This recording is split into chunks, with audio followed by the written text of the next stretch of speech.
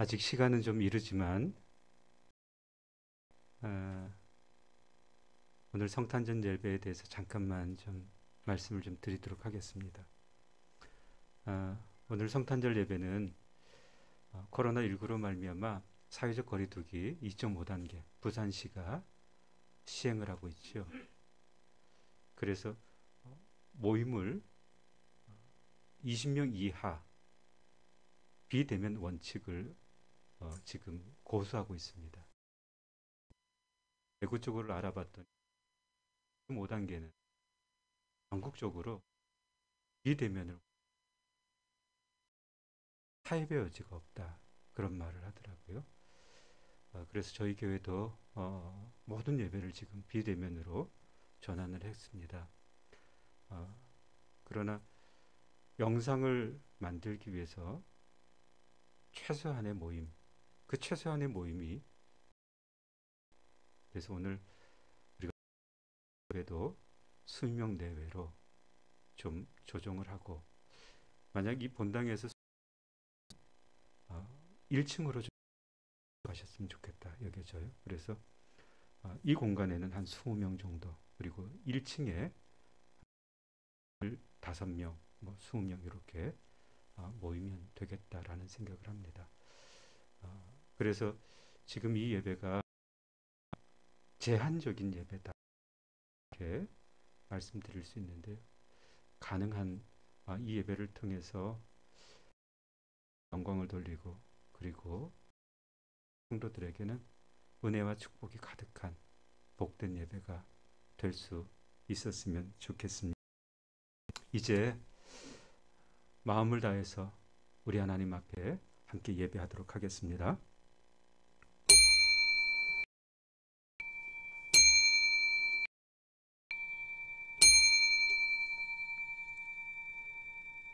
이는 한 아기가 한 아들을 우리에게 주신 바 되었는데 그의 어깨에는 정사를 메었고 그의 이름은 기묘자라 모사라 영존하시는 아버지라 평강의 왕이라 할 것임이라. 아멘. 사랑과 은혜가 많으신 하나님, 가난하고 척박한 이 땅 가운데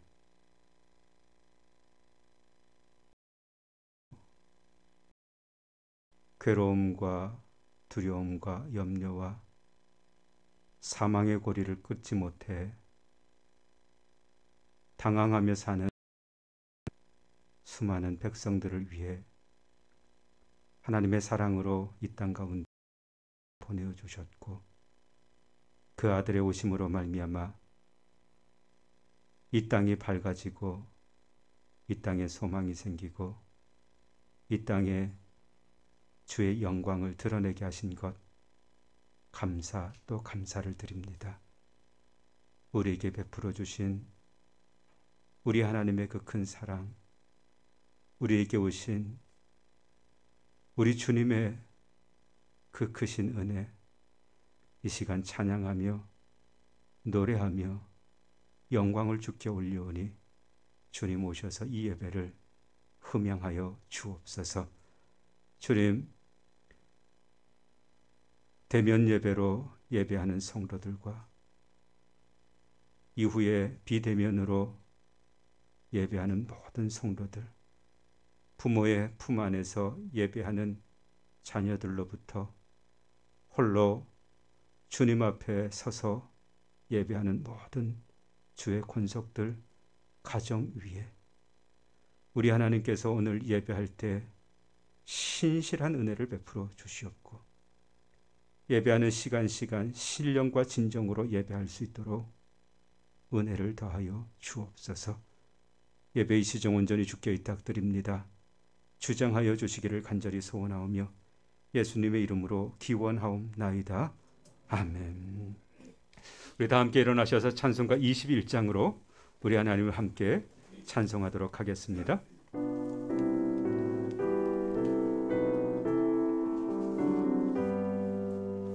다 찬양하여라 전능한 창조의 주께 내 찬양 평강과 구원의 주님. 성도들아 주 앞에 이제 나와 즐겁게 찬양하여라. 다 찬양하여라. 놀라운 만유의 주께. 포근한 날개미 늘 품어주시는 주님. 성도들아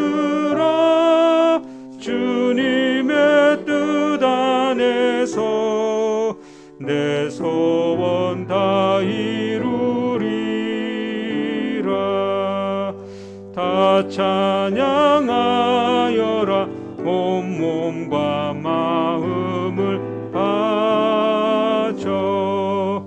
이 세상 만물이 주 앞에 다 나와 찬양.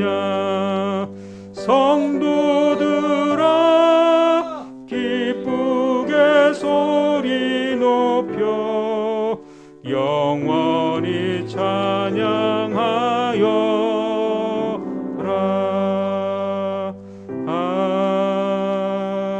아멘. 성시교독은 119번 성탄절의 말씀을 저와 여러분이 서로 교독하도록 하겠습니다.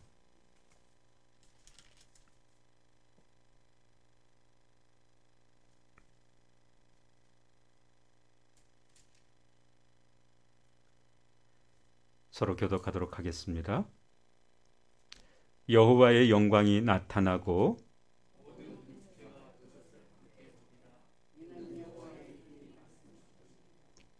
베들레헴 에브라다야 너는 유다 족속 중에 작을지라도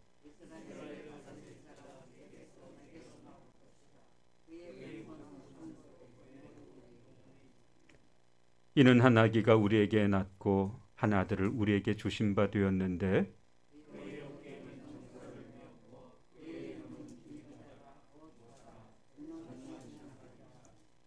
영존하시는 아버지라 평강의 왕이라 할 것임이라. 또 다윗의 왕자와 그의 나라에 군림하여 그 나라를 굳게 세우고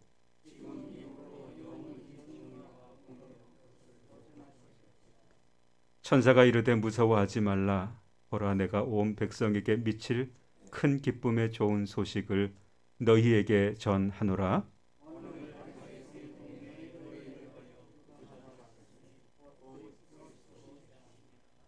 아멘. 이제는 사도신경으로 우리의 신앙을 고백할 때 가장 크고 가장 분명한 목소리로 우리의 신앙을 고백하도록 하겠습니다. 나는 전능하신 아버지 하나님 천지의 창조주를 믿습니다. 나는 그의 유일하신 아들 우리 주 예수 그리스도를 믿습니다. 그는 성령으로 잉태되어 동정녀 마리아에게서 나시고 본디오 빌라도에게 고난을 받아 십자가에 못 박혀 죽으시고 장사된 지 사흘 만에 죽은 자 가운데서 다시 살아나셨으며 하늘에 오르시어 전능하신 아버지 하나님 우편에 앉아 계시다가 거기로부터 살아있는 자와 죽은 자를 심판하러 오십니다. 나는 성령을 믿으며 거룩한 공교회와 성도의 교제와 죄를 용서받는 것과 몸의 부활과 영생을 믿습니다. 아멘. 다 함께 자리에 앉으셔서 우리 하나님 앞에 영광의 찬양으로 찬양을 올려드리도록 하겠습니다.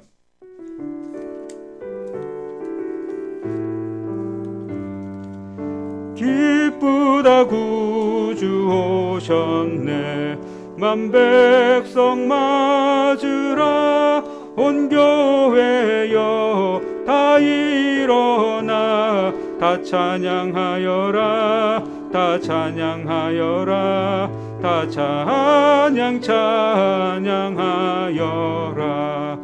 구세주 탄생했으니 다 찬양하여라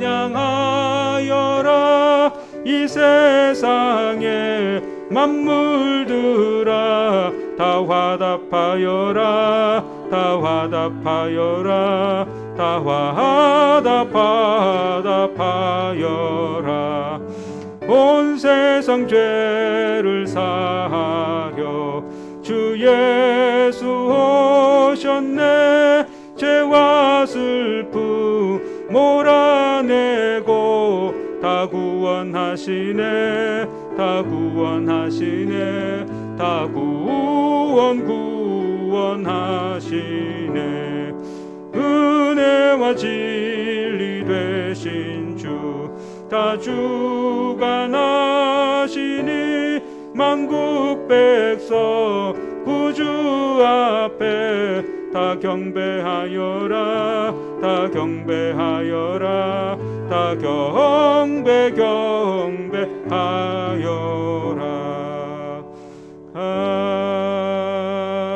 아멘. 성탄절 예배를 위해서 이규서 장로님 나오셔서 기도해 주시겠습니다.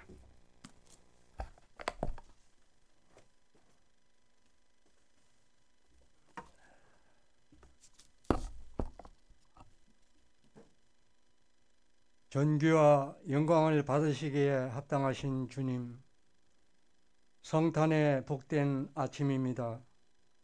이 땅에 구주로 오신 예수 그리스도를 찬양합니다. 오늘 우리가 그 기쁨으로 함께 모여 주를 찬양합니다. 충만한 은혜로 임재하여 주시옵소서. 하늘의 높은 보좌를 버리시고 베들레헴 마곡간에 오신 주님, 주님의 큰 사랑이 우리를 구원하였음을 믿습니다. 임마누엘로 우리에게 임하셔서 하나님의 손길을 친히 보이신 것을 감사를 드립니다. 소경을 고치시고 안진뱅이를 일으켜 걷게 하시고 문둥이에게 깨끗함을 주시고 귀머거리에게 들으며 죽은 자가 살아나고 가난한 자에게 복음을 전파하신 주님의 사역을 기억합니다. 이제 우리가 그 소망을 증거하는 심령들이 되게 하여 주시옵소서. 2000년 전에 우리에게 오시어 갈보리 십자가를 지시고 우리를 대신하여 죽으신 주님의 은혜를 생각할 때에 무한 감사를 드립니다. 죽기까지 하나님 아버지의 뜻에 순종하신 그 순종을 우리가 배울 수 있게 하시고 우리도 주의 뜻에 순종하는 은혜가 있게 하여 주시옵소서. 성탄의 복된 메시지를 들고 강단에 서신 박인규 목사님 위에 함께 하시고 항상 강건함으로 채워 주시옵소서. 또한 목회에 전력할 수 있는 환경들이 마련되도록 역사하여 주시옵소서. 이 땅의 왕으로 오시어 우리를 섬기시고 우리를 위하여 죽으시며 부활하신 예수 그리스도의 이름으로 기도드립니다. 아멘.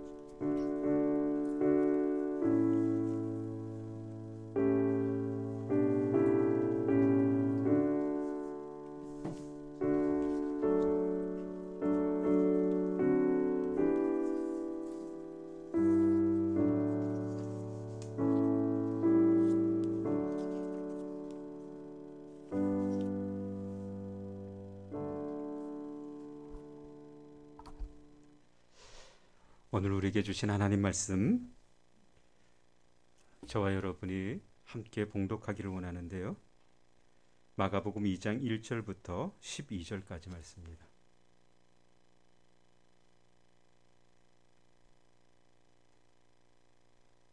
신약성경 마가복음 2장 1절부터 12절까지 말씀. 제가 가지고 있는 성경책으로는 신약성경 55쪽이 되겠습니다.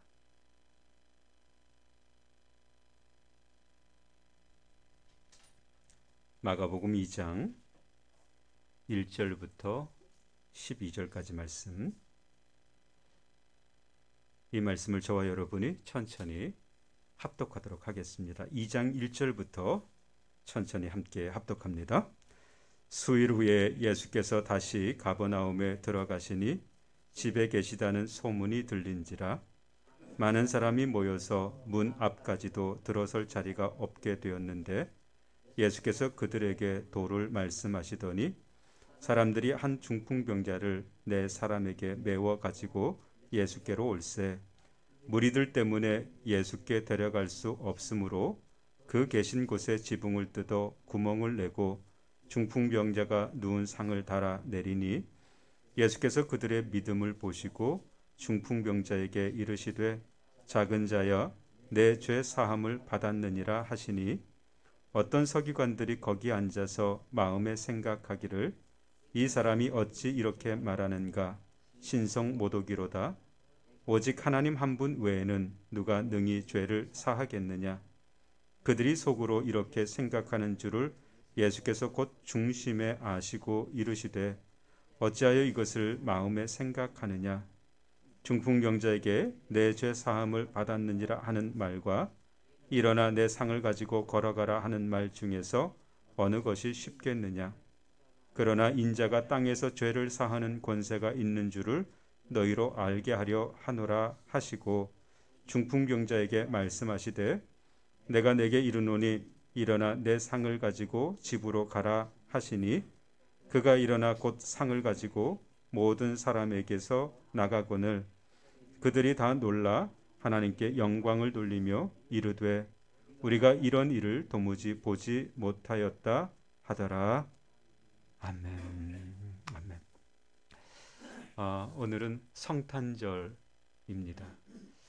성탄 예배로 우리 하나님께 영광을 올려드리는데 성탄 선물을 모든 성도들에게 어떻게 줄까 그런 고민을 하다가 우리 장로님들께 박경규 목사님 설교를 대신 부탁드려서 하나님의 말씀을 성탄 선물로 좀 전해주면 좋겠다 이렇게 말씀을 드렸더니 흔쾌히 다들 허락을 해 주셨습니다.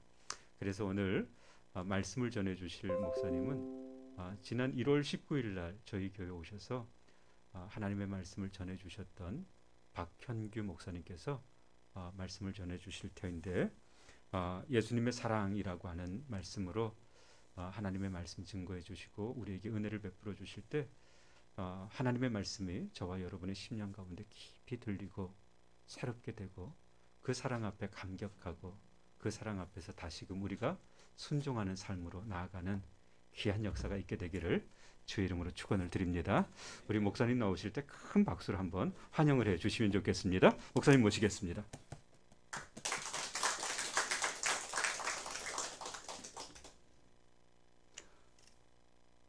성탄 가운데 2020년도 성탄 가운데 주님의 큰 위로와 기쁨의 소식이 여러분 가운데 있게 되기를 주 이름으로 축복합니다. 제 얼굴을 잊어버리실 것 같아서 얼굴은 한번 보여드리겠습니다. 일단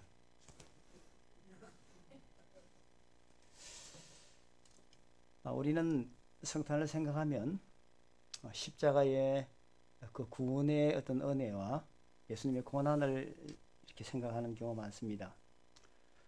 그래서 부활절 전에 40일 동안을 주일을 뺀 40일을 사순절이라 그래서 그리스도의 고난을 기념하는 그런 절기들도 우리 교회사 속에서 있어 왔습니다. 그런데 이 십자가의 본질은 우리가 아는 것처럼 하나님 우리를 얼마나 사랑하셨는지에 대한 그 사랑을 나타내는 것이고 성탄의 참된 의미와 출발은 하나님의 사랑에서 출발된다는 것입니다. 기쁨과 감사, 구원 이런 주제들이 있지만 그것들의 본질이 무언가를 말할 때 하나님의 사랑이라는 것입니다. 요한복음 3장 16절에도 우리에게 주시는 가장 보편성 있고 진리 핵심적인 말씀이기도 합니다. 하나님이 세상을 이처럼 사랑하사 독생자를 주셨으니 하나밖에 없는 아들을 주셨으니 이는 그를 믿는 자마다 누구든지 멸망치 않고 영원한 생명을 얻게 하려 하심이라고 말하고 있습니다. 1866년도에 조선에 큰 사건이 있었습니다. 대동강을 거슬러 올라가던 제너럴 셔먼 호에서 토마스 선교사와 그 배를 타고 있던 선원들이 모두 다 조선의 수군들에 의해서 체포되어 내려와서 대동강변에서 죽임을 당했습니다. 그때 토마스 선교사는 함께하던 사람들과 더불어서 배 안에 있는 성경책을 다 가지고 내려왔습니다. 죽을 줄 알았습니다. 다 가지고 내려 산손에 성경을 들고 인자한 얼굴로 말은 통하지 않으니까 이런 모습으로 서 있었는데 그때 나이 26밖에 되지 않았습니다. 지금도 웨일즈에 가면 그의 모교회에는 토마스 선교사의 동판이 얼굴이 교회 왼쪽 구석에 있는데 그 교회는 이미 제가 10년 전에 영상을 봤지만은 교회를 지킬 분이 없어서 연로하신 두 분만 예배드리다가 결국엔 교회가 매각되는 과정 속에 들어갔다는 소식을 10년 전에 들었습니다. 지금은 사라졌을 겁니다. 그러나 사람의 흔적과 모습은 사라져도 그가 우리에게 전하고 간 예수님의 사랑은 지금껏 우리에게 전해져 1866년도에 시험원을 타고 내려와서 있다가 함수형을 게임을 당한 토마스 선교사 그 사형을 집행하고 있던 어떤 한 조선의 포졸이 있었습니다. 그 사람 이름은 박춘권입니다. 그 사람이 직접 토마스 선교사를 죽이진 않았지만 사형을 집행하는 그것을 지켜보고 그것이 당연한 줄 생각한 그런 한 사람이 있었는데 그는 박춘권이었습니다. 그가 집에 토마스 선교사가 그 뿌리고 간 성경책을 주워서 그 당시 종이가 귀했습니다. 성경책을 이렇게 쪽보 성경책을 들고 왔습니다. 그 집에 벽에다가 흙으로 되어 있으니까 바람이 들어오지 않도록 이렇게 성경으로 도배를 했는데 그게 누워있다 어느 날 가만히 보고 있다가 꽂힌 게 요한복음 3장 16절이었습니다. 그는 결국 장대현교회의 영수로까지 그는 지내게 됩니다. 교회사에 나온 역사입니다. 하나님의 사랑은 사람은 지나가고 역사는 모든 것을 잊어버려도 우리 속에서 교회 속에서 여전히 연면이 흐르고 있다는 것입니다. 사형을 집행하던 그 장면을 지켜보던 또 어떤 한 11살의 소년이 있었습니다. 그 소년 이름은 최치량이라는 소년이었습니다. 그 숙부와 더불어 사형을 집행하는 그 모습을 구경하러 나왔다가 성경을 3권을 주워갔습니다. 그 역시 이 본문 속에서 대부분의 공통점은 요한복음 3장 16절 하나님의 아들의 마가복음에 나오는 하나님의 아들 그리고 그분의 사랑에 그것을 발견했다는 것입니다. 자가 신자가 되어 있었습니다. 그 당시 교회가 없었기 때문에 교회를 나갈 수도 없고 했지만은 이것이 뒤에 사무엘 마펫 선교사가 최초로 평양에 널다리골 교회를 1894년도에 세웠습니다. 1885년도에 언더우드와 아펜젤리 선교사가 우리나라 최초로 선교사로 입국을 했습니다. 그로부터 정확히 9년 뒤에 94년도에 교회가 세워졌는데 평양의 그 교회 이름이 바로 널다리골 교회였습니다. 그런데 이 교회를 세울 때 처음에 사람들이 모여들었는데 29명의 사람이 모였습니다. 그런데 이 최치량이라는 사람이 성경책을 3권 가져가서 자기가 여관을 운영하고 있었는데 조금 나이가 들어서 여관을 운영했는데 그것을 여관 벽에다 다 발라두었습니다. 또 성경을 발라두었습니다. 그것을 사무엘 마펫 선교사가 평양에 선교 본부를 설치하려고 들렀다가 그 여관에 우연히 머물게 됐는데 그것을 보게 된 것입니다. 그것을 보고 조선에는 소망이 있다. 자기가 뭣도 모르고 붙였지만은 결국 하나님의 말씀이 이렇게 흥하게 될 것이다. 그렇게 확신을 하는 기회가 되었습니다. 그런데 이 토마스 선교사 사형 장면을 지켜보던 또 이신행이라는 20살 된 자매가 있었습니다. 그 자매도 성경책을 한 권 주워 갔는데 결국에는 그 성경을 읽고는 하나님의 사랑에 감동되어서 스스로 그리스도인이 되어졌습니다. 그는 아들을 낳았는데 그 아들의 이름이 이덕환입니다. 결혼해서 아들을 낳았는데 이덕환인데 이 이덕환은 뒤에 평양 장대현교회 장로가 되어졌습니다. 성경이 말하고자 하는 것은 하나님의 사랑을 말하는 것이고 죄인된 우리를 위해서 아기 예수를 보내셔서 죄와 사망과 탄식과 고통하는 우리들에게 위로와 소망과 영원한 안식을 우리에게 전달해주고 있다는 것입니다. 널다리골 교회를 개척한다는 소식을 들은 사람들이 모여드는데 29명이 모였습니다. 사무엘 마펫 선교사가 교회를 시작합니다. 그런데 와보니까 다 성경책을 끼워 들어옵니다. 이 29명의 사람들은 거의 다 대부분이 100%는 아니지만 거의 대부분이 이미 성경 속에서 하나님의 사랑을 읽고 알고 믿고 자가 그리스도인, 셀프 그리스도인이 되어서 이미 돌아왔던 것입니다. 교회는 붕이 됐습니다. 늘다리 교회라고 해서 29명으로 초라는 교회를 출발했지만 얼마 되지 않아 1903년도에 평양 장대인 교회로 이름이 개칭되어졌습니다. 72칸의 넓은 우리가 여러분의 사진이 나오는 기역자 모양으로 된 그 장대인 교회가 1903년도에 세워졌습니다. 그로부터 4년 뒤 1907년도에 평양의 한국교회사와 세계교회사에서 우리를 찾아보기 드물 만큼의 강력한 장대인교회 부흥운동이 거기서 일어났던 것입니다. 그 사랑의 출발점은 바로 토마스 선교사가 전한 예수님의 사랑이었습니다. 사랑하는 성도 여러분, 우리는 성탄을 생각하면 이 성탄은 참 우리에게 기쁘고 메리 크리스마스를 말듯이 또 기쁜 크리스마스, 즐거운 크리스마스는 뜻입니다. 그건 세상적인 의미를 말하는 것이 아닙니다. 먹고 마시고 세상 사람들이 하루 공휴일처럼 취하고 놀고 하는 그런 영의 시간을 즐거움을 말하는 게 아니라 우리는 예수님 안에서 주시는 영생을 누리는 그 기쁨 가운데 누리는 즐거움을 일컫는 줄 믿습니다. 오늘 하루 그런 즐거움과 기쁨이 여러분에게 충만하게 되기를 주의 이름으로 축복합니다. 오늘 이 본문으로 돌아가겠습니다. 오늘 이 본문은 예수님이 십자가에서 우리를 위해 돌아가시는데 이 사랑이 어떤 사랑인가, 어떤 정도인가, 사실 명확하게 이것을 잘 느낄 길이 잘 없습니다. 십자가에 돌아가셨구나, 죄인들이 나를 못 박히고 이렇게 고통스럽고, 사형수들은 못 박히면 일주일 동안 죽지도 않은 사형수도 있습니다. 일주일 동안 살아있는 사람도 있었다고 합니다. 올라가기 전에 째측으로 했는데 째측 끝에 납조각이나 뼈조각, 짐승의 뼈조각을 달아서 째측으로 한번 쫙 떼고 나면 이 등짝이는 이 뼈자국이나 노시 박임으로 말이야 떼면 살점이 탁 파여가지고 피가 구두로 탁 튀어나옵니다. 사형수 어머니들은 아들의 그 고통을 하감하기 위해서 군인들에게 포졸들 때리는 군인들에게 돈을 줍니다. 뇌물을 줍니다. 그러면 이 군인들이 이 자식을 등짝을 때리는 것이 아니라 옆구리 때립니다. 옆구리 때리면 이것이 얇은 부분이기 때문에 터져서 창자가 흘러나옵니다. 빨리 죽습니다. 장파열로. 이 고통을 덜 보고 죽게 해달라는 거죠. 십자가 사랑을 생각할 때 우리가 이렇게 좀 어떤 의미에서는 고난과 또 어떤 의미에서는 그 예수님의 당하셨던 십자가에서 그런 말로 다룰 수 없는 수치와 모욕, 아픔, 고통 이런 것들을 생각할지 모르겠지만 물론 그것도 십자가의 중요한 우리가 잊어서는 안 될 요소 중에 하나입니다. 우리가 당해야 될 고통을 주님이 당하셨기 때문입니다. 그런데 오늘 이 본문에는 한 중풍병자의 사건을 통해서 주님이 우리를 어떻게 사랑하신지에 대한 구체적인 예시가 나와 있습니다. 이것이 오늘 성탄을 맞이한 여러분들에게 예수님의 깊은 그 충만한 그 사랑이 어떤 것인지를 직접 느끼고 체험하는 귀한 시간 되시기를 예수님의 이름으로 축복합니다. 오늘 본문의 사건과 배경은 이렇습니다. 가버나움입니다. 예수님이 초기에 부흥을 주도하셨던 부흥운동이 일어났던 그 지역입니다. 백부장 사건도 나오고 여러 가지 많은 일들이 일어났던 곳입니다. 많은 역사가 일어났던 곳입니다.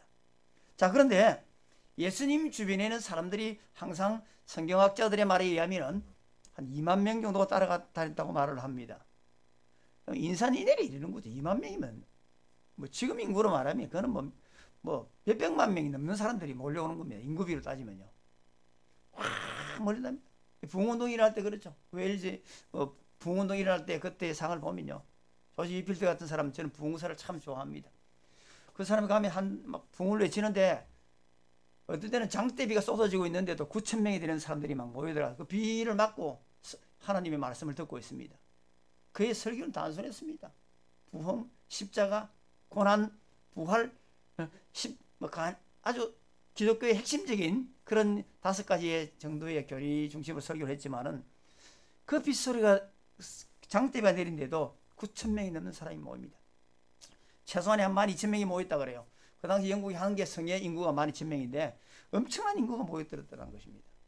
이처럼 예수님이 말씀을 전하는 곳에는 사람들이 날 따라다녔습니다. 물론 기적을 바라고 오는 사람들도 많겠죠. 자, 그래서 오늘 1절에 한번 보시기 바랍니다. 오늘 본문의 구체적인 배경입니다. 같이 1절을 한번 읽어보겠습니다. 마가복음 2장 1절입니다. 집에 계신 분들도 같이 읽어주시기 바랍니다. 시작. 수일 후에 예수께서 다시 가버나움에 들어가시니 집에 계시다는 소문이 들린지라. 자, 이 역사 출발이 오늘 중풍병자가 회복되는 이 출발이 이 죄와 사망과 얽매이고 있는 이 고통의 해결의 출발이 어디서 되냐면은 집에 계신다는 소문이 들린다는 것입니다. 들린다는 말은 그들 입장에서는 들었다는 것입니다. 이 듣는다는 이 헬라의 아코라는 이 동사 자체는 그냥 막연하게 청각적인 어떤 의미의 들림을 말하는 게 아닙니다. 우리가 지나가는데 장사들이 계란이 딸랑딸랑 하신 분은 어서 있어 이러면서 양산 오경농장에서 계란을 파는 그런 장사들이 말하는 여러 다양한 소리들, 뭐 여러 가지 들려오는 청각적인 작용의 소리를 들었다 말하는 게 아닙니다. 여기서 들린다는 헬라의 야코라는 동사 자체는 복음과 관계되어서 예수님에 관한 복음에 관한 소식을 들을 때 듣는다는 것입니다. 영적인 들음을 말하는 것입니다. 모든 예수님에 만난 사람들의 첫 출발은 이 들음에서 출발합니다. 12의 혈루증 앓던 여인이 그 12년 동안 그렇게 고통을 받다가 고통에서 노임을 받는 그 비결의 출발이 어떻게 되냐면 예수님 앞에 나와서 그의 옷가에 옷 끝에다 옷자락에 이 노력의 끝부분에 대한 손만 대도 병이 낫겠다고 확신을 가진 그 출발점이 문제 해결의 출발점이 어디서 시작되었습니까? 예수님의 소문을 듣는 데서 나옵니다. 백부장도 그렇고 성경에 나오는 거의 대다수의 사람들이 예수님의 소문을 듣고 역사들이 출발되는 것입니다. 이 예수님의 소문을 들었다는 것은 이 한 중풍병자가 있는데 그 네 친구들이 중에 한 사람이 들은지 다 같이 들은지 모르지만은 예수님에 관한 소문을 들었습니다. 이것은 단순하게 예수라는 어떤 분이 있는데 병을 잘 고쳐 이런 정도가 아니라 반드시 이것은 하나님의 아들에 관한 소식이어야 합니다. 예수님이 하나님의 아들이고 그가 우리의 메시아가 되시는 분이시고 그래서 오셔서 우리의 모든 이 고통과 사망에서 우리를 해결해 주시는 구원자가 된다 하는 것을 들었다는 의미가 되는 것입니다. 단순한 청각적인 머릿속에서 이해하고 해석하고 생각해내는 그런 어떤 일상의 소식을 들은 것이 아니라 하나님의 아들에 관한 소식을 말할 때 아코라는 동사를 사용한다는 것입니다. 문제 해결의 첫 출발점, 우리 인생의 문제 해결의 첫 출발점은 예수님에 관한 소문을 듣는 데서 출발합니다. 그래서 로마서 10장 17절에 뭐라고 말하고 있습니까? 그러므로 믿음은 들음에서 나며 들음은 그리스도의 말씀으로 말미암다고 하는 것입니다. 들어야 합니다. 첫 번째는요. 우리의 믿음의 출발은 말씀을 듣는 데서 출발하는 것입니다. 우리가 수요예배 나가고 금요일 나가고 새벽기도 나가고 교회의 부흥은 어디서 출발되는 것입니까? 하나님 말씀을 듣는 데서 출발합니다. 저는 제가 교회 개척에 시작할 때 연초에 되면 40일 철야를 했습니다. 방을 꼬박 새는 건 아닙니다. 한 4시간 정도 기도했습니다. 그 다음에 대학생들 여름에 6월달에 셋째 주에 방학하면 30일 동안 또 철야기도를 합니다. 자, 그런데 그때 한 일이 뭔지 아십니까? 그럼 기도를 많이 기도 많이 합니다. 절대 그렇지. 저는 하루 종일 설교 준비합니다. 신방도 배우고 아무것도 하지 않고 하루 종일 이 말씀을 준비해서 하루 종일 준비해서 저 8시에 설교를 딱 하러 들어갑니다. 아무것도 하지 않습니다. 묵상하고 기도하고 또 기도하고 또 그래서 성경 말 설교를 한 편 가지고 들어와서 전달할 때 교회 처음 나온 불신자가 처음에 1일날 참석하고 30일날 끝까지 참석했습니다. 그는 신실한 크리스찬이 되었습니다. 이유는 다른 게 아닙니다. 우리 믿음이 성장하지 않고 교회 내에 나오는 모든 문제의 출발점들은 하나님 말씀을 듣지 않을 때 나오는 것입니다. 들어도 이성으로 듣거나 잘못 듣거나 흘려버렸을 때는 이 문제가 심각합니다. 교회 분쟁과 나오는 모든 사건의 배경 속에 뭡니까? 교회 문제를 일으키는 사람들의 공통점은 전부 다 말씀을 두려워하지 않습니다. 말씀 듣지 않아요. 믿음은 들음에서 난다고 하는데 믿음이 자라날 수가 없는 것입니다. 인간적인 이성의 세계와 자기 욕망의 세계와 자기가 추구하는 세계만 잔뜩 자라나서 하나님의 말씀에 의해서 그 이성이 통제받지 못한다는 것입니다. 믿음은 들음에서 납니다. 믿음은 들음에서 나고 들음은 그리스도의 말씀으로 말미암다. 우리 예배의 당위성과 예배 왜 나와야 되는지 우리 믿음이 어떻게 자라는지 하나님과의 관계가 우리가 어떻게 해야 되는지에 대한 것을 오늘 본문에서 첫 번째 출발을 말합니다. 중풍병자의 이 회복을 말할 때 첫 번째 그 출발이 예수님에 관한 소식을 듣고 소문을 듣고 반응한 데서 문제 해결의 출발점이 시작됩니다. 여러분이 가지고 있는 모든 문제 출발점은 다른 데서 되는 게 아닙니다. 반드시 말씀을 듣고 말씀 속에서 답을 얻지 못하면 안 됩니다. 기도만 해가 절대 안 됩니다. 설교를 듣고 은혜를 받지 못한다면 건강한 영혼이 절대 아닙니다. 말씀을 그리워하고 주일 되면 한 30분 전에 미리 와서 오늘 목사님 무슨 말씀을 전해주실까? 목사님 위해서 중보하고 우리 교회 헌법에 나왔습니다. 예배 전에 미리 나와서 기도해야 합니다. 교단 불문하고 헌법이 다 똑같이 나와 있습니다. 예배 전에 30분 전이라도 나와가지고 먼저 중보하고 설교자와 아픈 사람들과 결석자들 위해 기도하는 것은 교회 헌법에 나와 있습니다. 기도하셔야 됩니다. 안 지킵니다. 그런 건 안 지킵니다. 그러니까 목회자 대적이나 하고 어떻게든지 발이나 걸고 시비나 걸고 문제를 일으킬 생각을 하는 거죠. 어떻게 두려워서 그렇게 하겠습니까? 제가 목사라서 그런 얘기하는 건 아니에요. 그런 사람들이 절대 잘된 집안을 못 봤습니다. 제가 제 모교회가 연산동에 있습니다. 어느 교회라 말하면 여러분 다 알 겁니다. 목사님 쫓아내는 장로님 두 분이 있었습니다. 장로님들 죄송합니다. 뭐 간증입니다. 말씀이 성취된 증거와 경험을 정험이랍니다. 신앙용어로. 그건 저는 봤습니다. 목사님 쫓아내려 했다가 결국 쫓아내지도 못하고 하는데 다 가정들이 자녀들이 잘 안 되더라고요. 엉망이에요. 제가 구체적으로 말할 필요 없어요. 엉망이 되더라고요. 한 번은 결국에는 또 그래갖고 죽을 때 중풍으로 돌아가시더라고요. 오늘 본문에 나오네. 중풍 오래 앓다가 비참하게 돌아가시더라고요. 절대 그런 자리에 서시면 안 됩니다. 그게 문제, 교회 일어나는 모든 문제의 시발점이 무엇입니까? 하나님의 말씀을 간과한, 가볍게 생각한, 예수님에 대한 소식을 듣지 못한, 성문을 마음으로 믿음으로 영으로 드러내지 못한 그 죄들이 나타난 결과들입니다. 자, 이런 작업이 일어납니다. 내 친구가 있었는데 누가 들은지 모르지만은 친구가 있는데 그 친구가 중풍병원에 누워 있습니다. 그 친구들이 어떻게 합니까? 야, 우리 저 친구를 데리고 예수님께 가보자. 결론이 이렇게 난 것입니다. 자, 시작을 합니다. 그런데 문제는 예수님께 2절, 3절 이제 데리고 왔습니다. 문 앞에 가보니까 너무 많은 사람들이 있어가지고 들어갈 수가 없습니다. 이 본문의 상황을 볼 때 예수님이 아마 들어가셔서 식사를 하고 계셨던 것 같은 느낌에 차를 마시는지 식사를 하는지 알 수는 없지만은 어떤 사람들과 안에서 집안에서 대화 중이라는 사실은 분명한 것입니다. 식사를 한다고 가정을 해보겠습니다. 그렇게 하고 있는데 이 사람들이 4명이 메고 왔는데 뚫고 들어갈 수가 없습니다. 사람 하나도 들어가기 힘든데 침상에다 이 중풍병자를 메워가지고 메고 왔는데 들어갈 수가 없습니다. 그래서 사람들 속에서 이 일을 어떡하나 하고 난감해할 때 그 중에 한 사람이 제안을 했던 것 같습니다.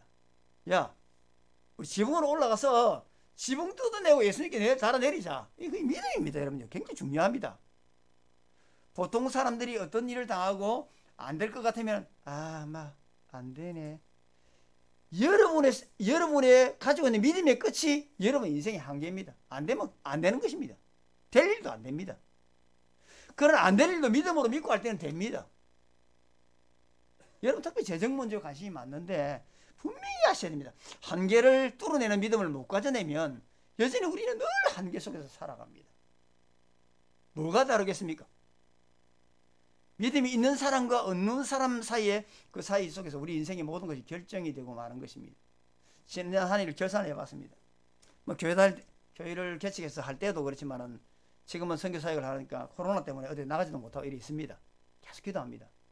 그러나 스리랑카 현지에 있는 타밀 사역자들과 대학생들과 더불어 계속해서 이제 SNS를 주고받습니다. 짧은 영어지만 계속 영어를 주고받고 있습니다. 그들을 상담도 하고 문제 해결에 관한 어떤 그런 여러 가지 어떤 결정 원리에 관한 지도도 하고 여러 가지를 합니다. 그들을 주기적으로 돕습니다. 저는 돈이 없습니다. 어디 뭐 후원을 해주는데도 짜잘질이 없고 여러분이 후원을 바라는 것도 아니고 하나님 후원 요청하지 말았어요. 저보고 이제 말을 안 합니다. 하지 않아요. 그런데 그들의 필요는 늘 눈에 보입니다. 한 달에 사역자들이 10만 원으로 살아가는데 생활이 안 되잖아요. 우리나라 수준의 물건은 싸긴 싸요. 싸지만은 너무너무 어렵게 살아가요. 그래서 사실 여러분에게 부탁했던 옷을 부탁하고 했던 것도 제가 부탁을 했는데 보니까 너무 좋은 물건, 여러분의 마음이 좀 담겨있어서 참 감사했습니다. 뭘 받아서 좋았다 이거보다는 어떤 분은 가방을 이래주시는데 가방 안에다 막 학용품을 가득 채워 넣어주셨어요. 저는 받아서 기쁘다는 것보다도 그 마음이 느껴져서 너무 좋았어요. 집에 가고 열어보고 한 3번 열어봤어요. 사면 그거 얼마 되겠습니까? 만원. 그러다 참 그 마음이 느껴지는 거예요. 너무. 가방을 주신 분이 한 2분 계시는데 딱 필요한 걸로 딱 주셨어요. 여러 가지로. 여러분이 주신 것들 비누도 한 박스 주시고요. 안에 시약도 넣으시고 가방도 있고 깨끗하고 여러분 마음이 느껴지셨습니다. 그게 사랑이 전달되는 것입니다. 올해를 돌아보면 결산해 봤습니다. 살기도 빠듯한데 올해 뭘 했나 해보니까 하나님 나를 통해 어떻게 이랬지 다 기록을 해두니까 딱 해보니까 그래도 선교비로 제가 집행하고 어려운 사람을 도운 게 벌써 한 거의 2,800만 원 가까이 되었습니다. 저는 돈이 나올 데가 없는 사람입니다. 그래서 기도하고 있으면 하나 주십니다. 우리가 안 된다고 생각하면 안 됩니다. 여러분이 정말 이전 잘하셨습니다. 거기 앉아가지고 월세 내고 앉아있으면 평생 월세살이 합니다. 여러분요. 일은 저질러야 돼요. 넓지 않아도 참 제가 들어오면 너무 좋아요. 교회 성장에 제가 집에서 한 명대로 개척을 해봐서 알지만은 교회 성장은 어떻게 되냐. 좁은 데를 꽉 채워가 놔야 돼. 1부 예배 드리고 2부 예배 드리고 3부 예배 드리고 늦게 오면 못 들어와 밖에서 스피커로 예배 드리고 해야 됩니다. 저는 그게 응답되었습니다. 본당 한 10,000평 되는 지하실이 있었는데 26평이 본당이었습니다. 제가 기도를 한 게 있습니다. 하나님, 저 식당 가보니까 사람들이 못 들어가고 줄을 서가 30분, 1시간씩 대기를 하고 있던데 번호 받아가지고 대기표를 줄 수는 없지만은 늦게 오는 사람들은 밖에 못 들어가고 스피커로 예배드리게 해주세요. 그러니까 응답 그대로 하셨습니다. 26평 되는 본당에 120명이 못 들어옵니다. 방석 깔고 앉아있는데 막 이래가 닭장처럼 앉아요. 26평이 어떻게 120명이 들어와요. 그래서 저는 요만한데 딱 구석에 코너에다가 이래가 강대상 놓고 딱 앉아갖고 밀착 이러면 막 부족부터 해. 밀착. 발냄새에다가 뭐 진동을 합니다. 그래도 십자가도 없고 정탑도 없고 간판도 없는데 사람들은 막 꾸이꾸이 밀려옵니다. 그게 부흥입니다. 우리가 믿음으로 주를 바라보고 하나님께 대한 소망을 가지고 나가서 기도한다면 반드시 응답하신 줄로 믿습니다. 이 네 사람이 포기하지 않는 믿음을 가지고 한계를 뚫어냅니다. 어떻게 합니까? 매구 2층으로 올라갑니다. 올라가가지고 지붕을 뜯어냅니다. 그 당시 가옥의 구조를 이해해야 합니다. 오늘같이 콘크리트나 기아장 같으면 못 뜯어냅니다. 그 나무 이래 딱 이래 있는데 그 못 뜯어냅니다. 그런데 그 당시는 집이 뜯어낼 수 있게 되어 있습니다. 나무가지를 쫙 이렇게 대고 그 다음에 그 위에 진흙을 쫙 바르고 롤러를 굴려서 단단하게 굳혀놨기 때문에 비가 와도 물이 스며들지는 않습니다. 그러나 날카로운 것이 짝대기로 이 나무까지 결대로 끌어내면 진흙이 다 일어날 수 있습니다. 사람들이 그것을 알고 올라갔습니다. 끌어내기 시작합니다. 자, 여러분, 예수님이 어떤 사랑을 가시는지 우리 한번 보겠습니다. 자, 끌어냅니다. 그러면 어떻게 됩니까? 나무까지 떨어집니다. 식사하고 있는데 나무까지 떨어집니다. 흙먼지 다 떨어집니다. 밑에 뭐 끝장나버립니다. 위에서는 뜯어낸다고 하지만은 밑으로 싹 다 떨어집니다. 그렇지 않겠습니까? 나무가지를 몇 개 걷어내도 나무가지도 떨어지고 흙먼지가 다 떨어져 덩어리가 툭툭툭 다 떨어집니다. 그건 누구도 유쾌하지 않습니다. 불쾌하기 짝이 없는 행동입니다. 지붕을 뜯어내는데 이런 무례한 그 다음에 나오는 일이 뭡니까? 이 네 사람이 중풍병자를 달아내립니다. 예수님의 그 다음 말씀을 잘 보십시오. 이런 흙먼지는 떨어지고 있고 나뭇가지가 떨어지는 불쾌한 상황 속에서 사람이 내려오는데 여러분 중풍병자를 여러분 한번 최근에 여러분 이렇게 가까이서 계셔본지 모르겠습니다. 저는 한 20년 전에 한 30년 됐습니다. 제가 전사를 있을 때 지금 아파트가 새로 건축이 되어 들었었는데 교대 뒤쪽에 달동네가 있었습니다. 전도하러 우리 전사님과 같이 갔는데 어느 집 배를 눌렀습니다. 띵동 이러니까 계세요? 이러니까 아무도 없어요? 그러는 거예요. 아니, 아무도 없는데 어떻게 사람 소리가 나옵니까? 그래서 제가 그랬죠. 아니 아무도 없는데 이 소리는 그러면 누구의 소리입니까? 이러니까 아니야 나는 아파서 못 나가요. 그러니까 그럼 저희들 좀 들어가도 되겠습니까? 여전사님이 그래 여자분이라서 여전사님이었습니다. 그러니까 들어래요. 들었습니다. 중풍병으로 5년 동안 알아놓여 있는데 그 방문을 여는 순간에 저 죽는 줄 알았습니다. 제가 또 환자를 뭐 무시하거나 그런 게 아니라 신 상황을 그대로 제가 말씀을 드린 겁니다. 그 안에 그 동오줌 찌린 데가 나오는데 그냥 정말 토할 것 같더라고요. 진짜 토할 것 같아요. 저 군에서 똥도 퍼보고 다 해봤습니다. 근데 그 집과 자기 몸에 빼있는 그 냄새가 이거는 빼버린 거예요. 아들 집에 있는데 며느리 돌보지 않고 이제 얘기의 모든 내용을 들어보니까 이번에 MBC 방송을 듣다가 누가 나와가지고 잠깐 이래가 교회를 나간다 이랬는데 그걸 듣고는 라디오 방송을 듣고는 자기 예수님 믿었대요. 셀프 크리스찬이 되는 방법은 여러 가지입니다. 성령이 어떻게 일하실지 모릅니다. 우리는 복음을 전함에 있어서 꼭 복음을 이렇게 체계적으로 예수님이 오셨는데 뭐 구원이 어떻고 이런 얘기를 교리적으로 전해야만이 구원이 있는 게 아니라 신앙하는 말로 내가 예수님을 믿고 교회를 출석하게 됐다. 이 말 믿고도 예수님을 믿는 사람이 나온다는 것입니다. 신기한 일입니다. 성경을 던져놨는데 설교도 안 했는데 앞에 제가 얘기했지만 그거 들고 자가 크리스찬, 셀프 크리스찬이 된 사람들이 나온다는 것입니다. 성령님께 사신다는 것입니다. 전도를 우리가 하는 게 아닙니다. 그래서 이 사람에게 이제 얘기 들어보니까 중풍병 걸린 지 5년 되고 어린 상황이 있고 이제 그런 얘기 됐습니다. 그 냄새가 지금도 기억이 나요. 지금 진짜 감당할 수 없어요. 그래도 우리가 들어가 인상을 찡그리겠습니까? 아이고 못 내겠다 하겠습니까? 다 감당해야죠. 아무 소리 안 하고 2시간인가 2시간 반 정도 복음을 전하고 같이 다 나누고 그렇게 나와서 이불도 사다 드리고 어디 했는데 여러분 저는 그때의 그 기억을 기억합니다. 예수님이 환자를 달아내리면 지금처럼 물 사정이 좋고 사람 씻기 편한 지금 상황에서는 사실은 냄새가 그렇게 덜 할 수 있습니다. 그래도 냄새 납니다. 나요.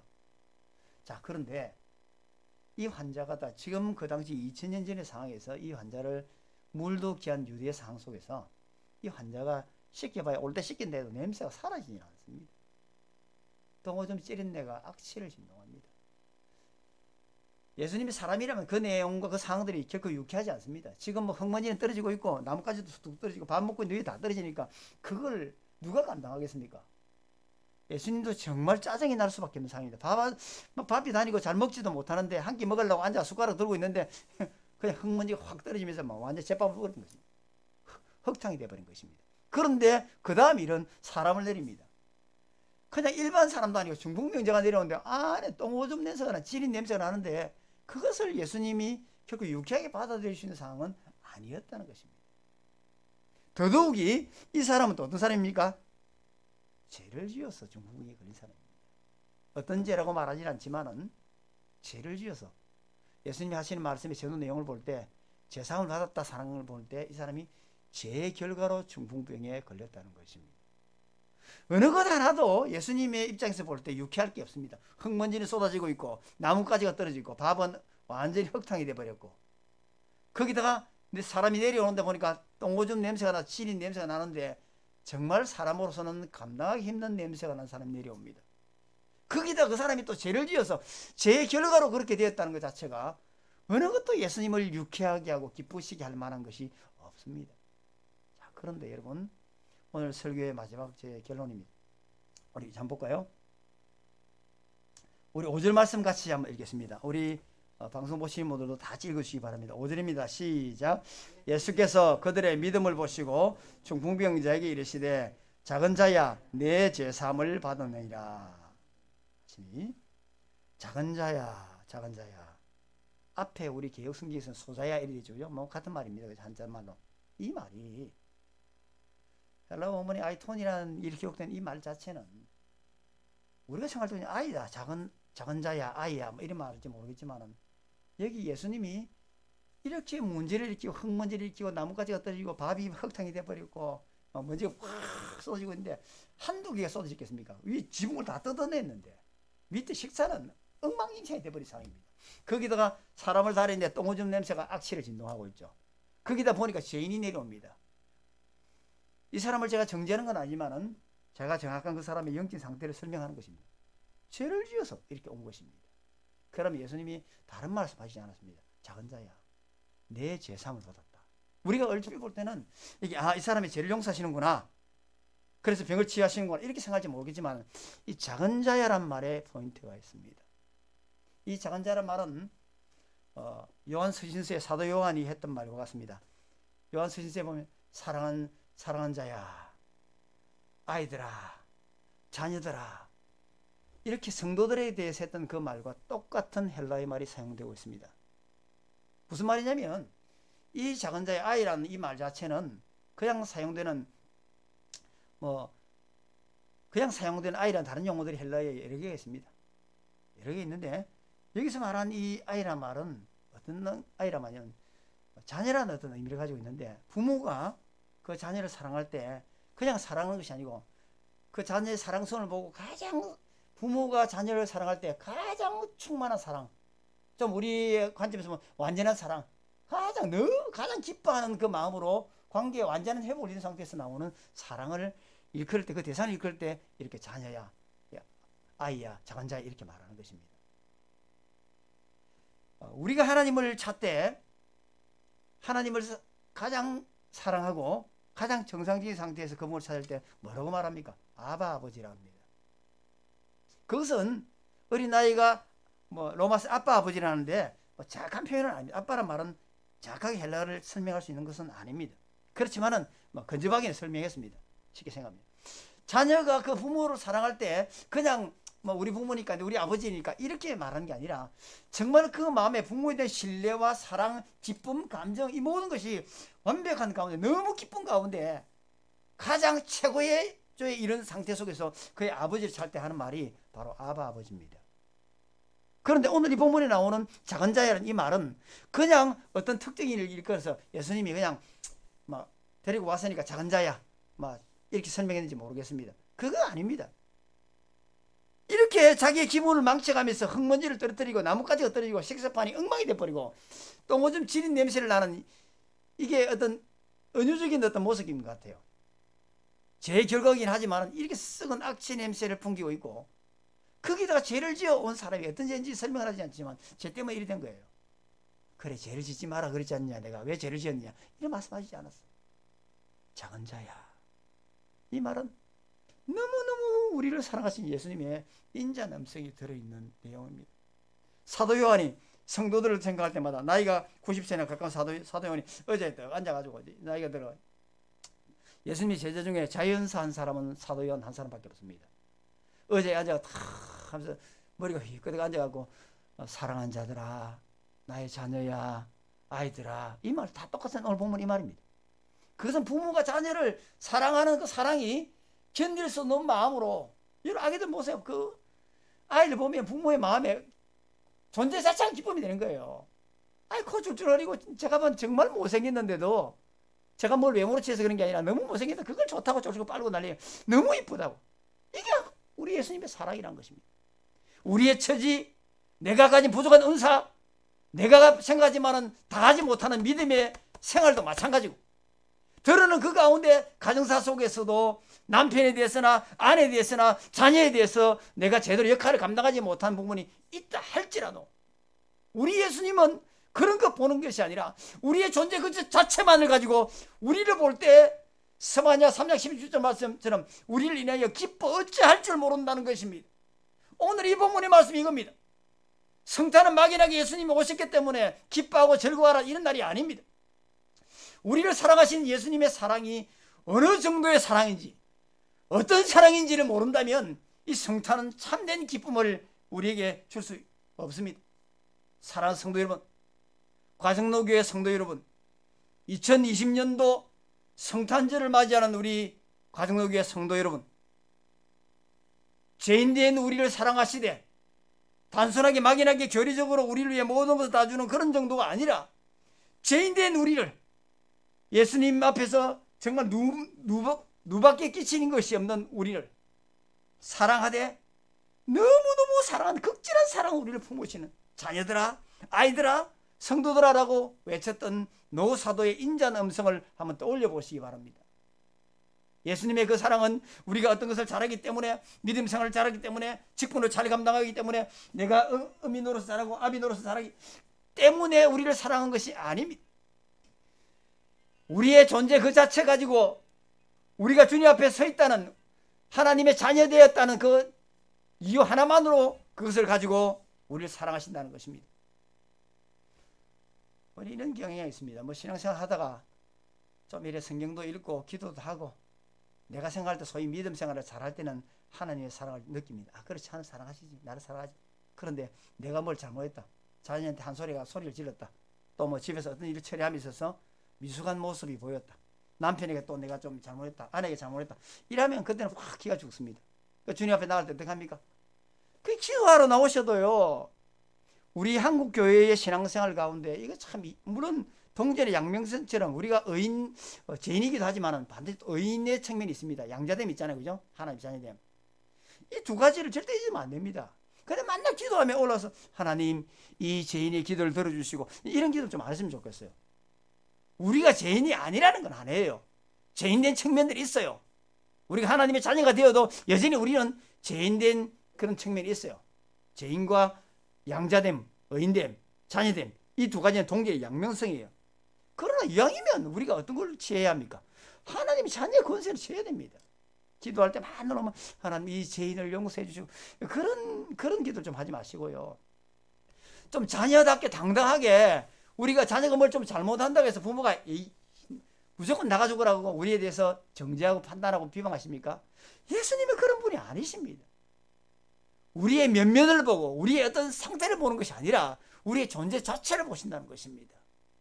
죄인된 우리를 사랑하셔서 오늘 이 중풍병자 하나를 치유하신 이 사건은 단순하게 이 개인의 사건이 네 사람의 믿음을 소개하려고만 하는 것이 아니라 예수님이 하나님이 우리를 어떤 관점에서 우리를 보고 있느냐를 말하고 있는 것입니다. 연로하신 분들 잘 기억하십시오. 그런 분들 여러 봤습니다. 돌아가실 때 이랍니다. 권사님 장로님 하시는 말씀이 목사님 저희 교회 성도는 아니었습니다. 목사님 제가 구원받을 수 있을까요?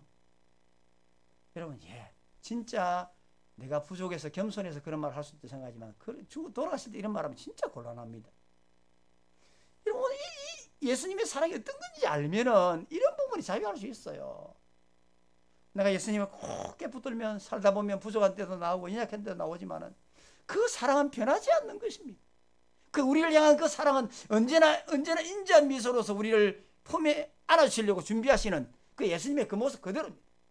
작은 자야 사랑하되 내가 너를 사랑하되 그 사랑은 교리적인 사랑이나 막연하게 네가 잘할 때만 내가 너를 사랑하는 것이 아니라 나는 너의 어떤 상태와 상관없이 언제나 너를 기뻐하고 너를 생각하며 내가 춤을 춘다. 이것이 예수님이 우리에 대한 사랑인 것입니다. 2020년도 성탄절을 맞이한 과정로교회 성도 여러분, 예수님의 참된 사랑을 2021년도뿐만 아니라 여러분의 남은 모든 생일을 통해서 충만하게 느끼시는 저와 여러분 되기를 주의 이름으로 축복합니다. 제발 어떤 우리의 상태와 상황에 따라서 예수님을 바라보는 관점이 달라지지 않길 바랍니다. 믿음은 그런 게 아닙니다. 그래서 기도할 때도 주님 이 사랑하는 자의 기도를 들어주십시오. 이래야 되지. 맨날 기도하면 주님 이 죄인의 기도를 들어주시고. 이제는 좀 자녀됨과 우리 한국교회 진짜 잘못된 게 많아요. 그래 물론 너무 지나친 서민의식을 가지면은 뭐 어떤 이상한 우리 기독교 교계에 요즘 문제를 일으키고 있는 전모 저는 목사라고 부르지 않습니다. 전모 씨처럼 그런 분도 나옵니다. 당연히 국가 시책에 반응하는 것이 맞는 것입니다. 붙였다 했다. 우리 가지는 멋져요. 딱 붙여놓고요. 진짜 딱 들어오니까 제대로 하는 교회다. 이건 맞습니다. 우리가 믿음이 있으면 안 걸린다. 그런 얘기 하지 마세요. 절대 그런 거 아닙니다. 믿음이 있어도 걸립니다. 이거는요. 하나님이 코로나란 이 우리 속에서 징계해 주신 이유가 무엇입니까? 생수에 근원되신 하나님을 버린 것과 물을 저축지 못할 터진 웅덩이를 저축한 이스라엘의 죄 때문이라고 에레미야서에 나온 내용의 말씀을 그대로 인용합니다. 유다의 멸망 이것에 출발합니다. 하나님을 버린 것입니다. 안 됩니다. 뭘 해도 안 됩니다. 백신 나오죠. 그럼 이걸 극복하면 또 다른 거 또 나옵니다. 점점 2000년대 이후로 지진 활동이 5배나 강화된 것 여러분 아십니까? 종말의 어떤 역사들이 점점 우리에게 가까워져 오고 있습니다. 두고 보십시오. 중국은 망합니다. 공산당 망하게 되어 있습니다. 일본 하나님의 큰 심판을 기다리고 있습니다. 일본을 미워해서 그런 게 아닙니다. 사랑하는 성도 여러분, 예수님의 한결같은 사랑이 이번 성탄뿐만 아니라 내년 한 해 동안도 차고 넘치는 우리 가정농교회 여러분 가족들 다 되시기를 주의 이름으로 축복합니다. 하나님 감사합니다. 가정농교회를 축복하셔서 또 교회 이전을 하게 하셨고 참 아담하게 또 이곳에서 이제 교회 건물을 가지고 예배케 하신 것 감사합니다. 또 우리 귀한 목사님을 목자로 세우셔서 성도들이 잘 따르고 연합하고 협력하게 하신 것도 감사합니다. 참 목사님 교회를 위해 쓰고 수고하시고 참 여러 가지 생각할 때마다 참 목소리도 참 아름다우시고 성품도 참 귀하신 분입니다. 좋은 목자 만나는 것처럼 큰 복이 없다는 사실을 늘 성도들이 감사해서 알고 목사님을 중심으로 교회를 잘 연합하여 섬겨나가는 아름다운 우리 교회가 가정도 교회가 되게 해주십시오. 장로님, 권사님, 우리 안수집사님과 모든 중직자들, 성도님들 기억하셔서 늘 서로 사랑하고 섬기고 베풀고 나눌 수 있는, 양보할 수 있는 아름다운 교회, 연합하는 교회, 섬기는 교회, 사랑하는 교회 되게 해주옵소서. 오늘 주신 예수님의 그 사랑, 그것도 우리도 가지게 됨으로 말미암아 다른 사람을 그런 관점으로 보게 되는 저희들 되게 해 주옵소서. 감사하고 예수님 이름으로 기도했습니다. 아멘.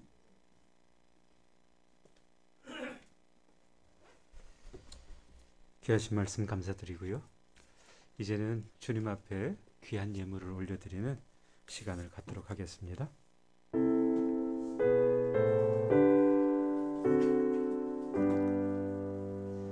모든 것이 주께로부터 왔으니 이 예물을 주께 드리나이다.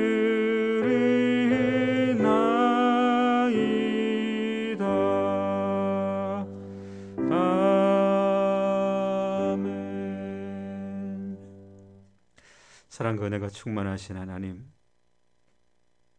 우리로 하나님의 사랑을 알게 하시니 감사드립니다.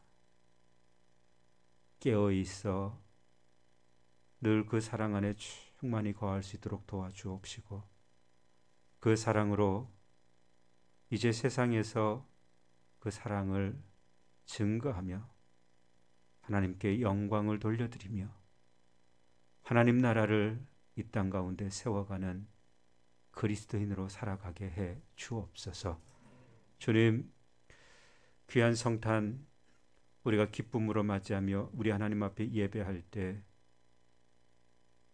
주께 귀한 예물 구별하여 올려드립니다. 이 예물 흠양하여 주옵시고, 이 예물을 통해서 주님 귀하게 쓰임받게 하시며, 이 예물을 통해서 하나님 나라가 속히 이 땅 가운데 오는 것도 보게 해 주옵소서. 드리는 손길을 주님 기억하여 주시고 축복하여 주시길 원합니다. 늘 강건케 하시고 늘 형통케 하시고 주님의 그 사랑 앞에서 감격해서 더 큰 것으로 주님께 돌려드리는 귀한 성도들 되게 해 주옵소서. 감사 찬송 영광 주께 올려드리오며 예수님의 이름으로 기도하옵나이다. 아멘. 할렐루야. 우리 앞뒤 좌우에 계신 분들에게 사랑합니다, 축복합니다, 그렇게 좀 인사를 나누셨으면 좋겠습니다. 예, 사랑합니다, 축복합니다. 우리 다시 한번 인사할 때 메리 크리스마스 이렇게 즐겁게 좀 인사를 나누시면 좋겠습니다. 메리 크리스마스. 예. 지금 1층에서도 예배 드리는 분들이 계신데요. 우리 보이지 않지만 1층의 분들은 아래에 있는 분들을 향해서, 아래에 있는 분들은 1층에 있는 분들을 향해서, 또 보이지 않게 영상으로 예배드리는 분들을 위해서 우리 다시 한번 큰 소리로 메리 크리스마스 인사했으면 좋겠습니다. 메리 크리스마스. 예, 감사합니다. 교회 소식 몇 가지만 좀 알려드리도록 하겠습니다. 코로나19로 말미암아서 모든 예배들이 지금 비대면으로 예배드려지게 됩니다. 그러나 주일 예배는 일부 예배만 8시 반 예배로 우리가 예배하면서 그 예배를 영상으로 만들어서 가정에서 함께 예배 드릴 수 있도록 영상을 보내고 있습니다. 영상을 보지 못하는 분들, 특별히 연세 많이 드셔서 영상을 이용하지 못하는 분들이 있다면 8시 반 예배 나오셔서 함께 예배해 주시면 좋겠습니다. 8시 반 예배는 늘 드려지니까요. 꼭 기억하셔서 8시 반 예배로 출석을 해주시면 좋겠고요. 또 하나는 다리가 많이 아프신 분들을 위해서 우리가 1층을 지금 열어두고 있습니다. 다리 아프신 분들 1층에서 예배 드리셔도 되니까요. 기억하시고 굳이 지하로 내려오시려고 애쓰지 않으셔도 될 것 같습니다. 1층에서 예배할 때 동일한 은혜가 있기를 간절히 소원하고, 우리 하나님이 그곳에서 예배드린 성도들에게도 충만한 은혜 베풀어 주실 줄 믿습니다. 송구영신 예배 안내입니다. 송구영신 예배 비대면으로 진행하게 되는데요. 지금 운영위원회를 통해서 의견들을 함께 나누고 있습니다. 여러분 나중에 주일 예배 때 성부 영신 예배에 대한 정확한 그리고 분명한 입장은 밝혀드리도록 그렇게 하겠습니다. 환우들을 위해서 기도해 주시면 좋겠습니다. 김금희 권사님, 김길순 권사님, 문경영 권사님, 하혜조 집사님, 강찬성 집사님, 또 요양병원에 있는 김준희 집사님, 이순자 집사님, 많은 분들이 지금 연로하셔서 그리고 몸이 아프셔서 편찮으신 가운데 있는데 여러분 기도해 주셔서 회복될 수 있도록 그리고 함께 예배할 수 있도록 기도해 주시면 좋겠습니다. 선교 물품 후원 요청이 있는데 여러분 지난 화요일인가요? 한번 우리 목사님 오셔서 여러분이 내주신 것들을 다 정리하셔서 가져가셨어요. 다시금 계속해서 물품을 모으고 있는데 여러분 마음들이 계시면 우리 1층에다가 갖다 놓으시면 정리해서 다시금 가져갈 수 있습니다. 기억하시고 옷까지 또 생활 필수품, 가방, 기초 화장품 이런 것들입니다. 여러분 주위에 쓰지 않는 것들이 있다면 이런 기회에 선교 물품으로 내놓으시면 귀하게 쓰임받게 될 줄 믿습니다. 12월 절기 그리고 행사들 보시고요. 기도해 주시고 또 늘 교회를 위해서 또 성도들을 위해서 기도하는 그런 교회로 살아갈 수 있었으면 좋겠습니다. 우리 다 같이 일어나셔서 마지막 찬양으로 우리 하나님께 영광을 올려드리면 좋겠습니다.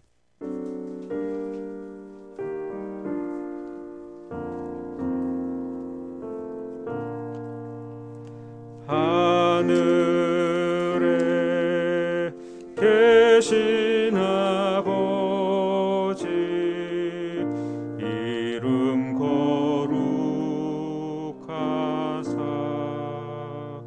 주님 나라 임하시고 뜻이 이루어지이다.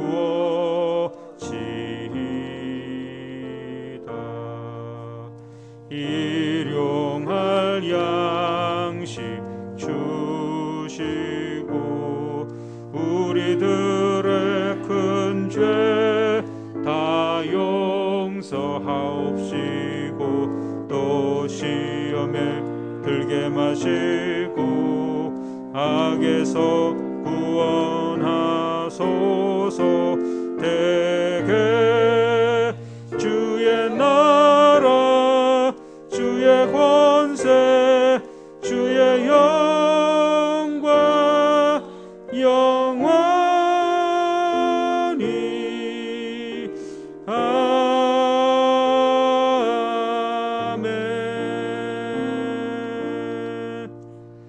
박경규 목사님 나오셔서 축도해 주심으로 모든 예배 마치도록 하겠습니다. 주 예수 그리스도의 은혜와 하나님 아버지의 크신 사랑과 성령의 위로가 충만케 하시는 그 은혜가 예수님의 사랑을 깊이 있게 깨닫고 느끼고 돌아가는 모든 성도들 가운데 영원토록 함께 있을지어다.